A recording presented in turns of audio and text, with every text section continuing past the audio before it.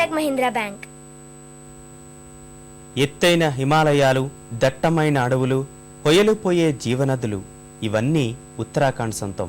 అయితే వారం కిందట సంభవించిన పెను విపత్తు ఆ రాష్ట్ర ముఖ చిత్రాన్ని చిన్నాభిన్నం చేసేసింది. అభివృద్ధి పేరుతో ప్రకృతిని ధ్వంసం చేస్తూ అడ్డగోలుగా ముందుకు సాగిన పాలకులు ఈ పెను విషాదానికి కారకులయ్యారు. వరద విలయానికి ఉత్తరాఖండ్ అతలాకుతలమైపోయింది.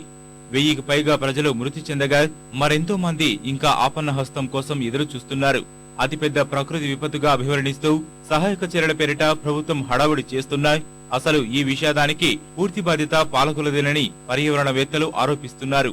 ఉత్తరాఖండ్ లో విపత్తు సంభవించడంలో సర్కారు పాత్రను వివరిస్తూ south Asia network on dams, reverse, people SANDRP ఓ నివేదికను విడుదల చేసింది.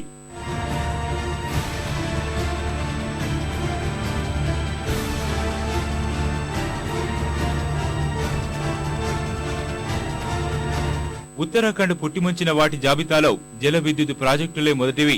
రాష్ట్రంలో ఉన్న నదులన్నీ హిమనీ నదాలు కావడంతో పాటు కొండలపై నుంచి జాలువారుతుండటంతో సహజ సిద్ధంగా అధిక వేగంతో ప్రవహిస్తుంటాయి. ఈ లక్షణం జల విద్యుత్ ఉత్పత్తికి ఎంతో అనుకూలమైనది కావడంతో బడా సంస్థలన్నీ ఇక్కడకు వరుస కట్టాయి.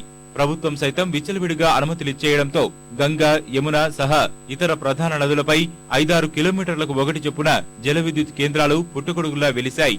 రాష్ట్రంలో మొత్తం 220కి పైగా జల విద్యుత్ గనుల ప్రాజెక్టులు నడుస్తుండగా మరో 37 ప్రాజెక్టులకు ప్రభుత్వం అనుమతులిచ్చింది. దేశానికి వెలుగులు అందిస్తుందని భావిస్తున్న ఈ అంశమే అనేక జీవితాలను చీకటిమయం చేసింది.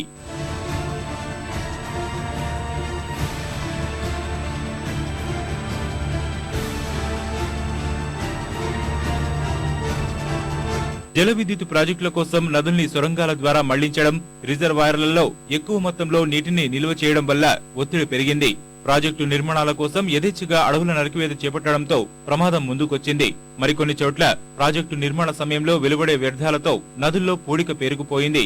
ఫలితంగా ఆకస్మిక వరదలు సంభవించే అవకాశం ఉందని పర్యావరణవేత్తలు హెచ్చరించినా ప్రభుత్వం పట్టించుకున్న పాపన పోలేదు.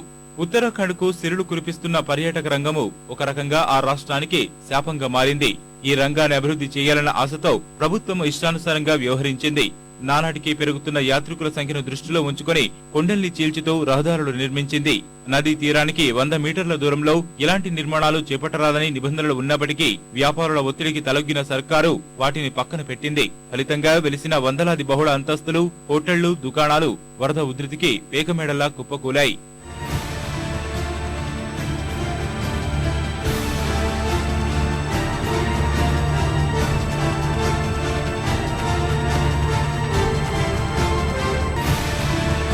గత 34 ఏళ్లలో రుద్రప్రయాగలో ఇలాంటి వరదలు ఎన్నో సంభవించాయి. అయితే వాటి నుంచి ప్రభుత్వం గుణపాఠం నేర్చుకోలేదు. ఇలాంటి విపత్తులు సంభవించినప్పుడు ఎలా వ్యవహరించాలన్న దానిపై యాత్రా మార్గంలో కనీస సూచనలు చేస్తూ ఫలకాలు ఏర్పాటు చేసి ఉంటే ప్రాణాపాయం కొంతైనా తగ్గేదని నిపుణులు అభిప్రాయపడుతున్నారు. అభివృద్ధి పేరుతో సాగిస్తున్న ఈ వినాశనం ఎప్పటికైనా ముప్పుగా పరిణమిస్తుందని పర్యావరణవేత్తలే కాక కాగ్ సైతం హెచ్చరించింది. అయితే ఇవేవీ పట్టని పాలకులు తమ విధ్వంసకాండను కొనసాగించారు. ఫలితంగా వేలాది బతుకులు చీకటిమయమైపోయాయి.